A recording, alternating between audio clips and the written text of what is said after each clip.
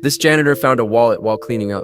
She had just opened it when a metal piece suddenly fell out and started floating weirdly in midair. The woman, shocked, reached out to grab it, but in the next second, she shot through several floors and crashed down hard. The nearby hotel staff saw the whole thing and were too terrified to even speak. They looked up at the ceiling, but the chandelier was perfectly fine, like the woman had appeared out of thin air. The police rushed over as soon as they heard about it and immediately locked down the scene. After some searching, they found that same floating metal piece. Officer Ellie thought it didn't look like something made on Earth. After running some tests, they managed to temporarily disable its floating ability. Then they sealed it up using a remote robotic arm and took it away from the hotel. But before they could even figure out what happened there, the two agents got another call. A woman's body was floating above a wheat field. David stepped forward to take a closer look, but saw there was nothing holding it up. Ellie figured the body must have the same floating substance inside it. At first, David thought maybe the body had been blown there by the wind, but Ellie pointed out that the wind was blowing the opposite way today. To figure out where the body was headed, David unhooked the sweater that was caught on the wire fence. The body immediately drifted off in another direction. Everyone followed the floating body, and what they saw made their blood run cold. Dozens of bodies were floating in the sky, and they'd been up there for a full 36 hours. The police decided to take them back to the station for autopsies. But right as the coroner was about to start, one of the bodies suddenly opened its eyes. Before the coroner could even react, the bodies quickly shut their eyes again. The creepy sight sent chills down everyone's spine.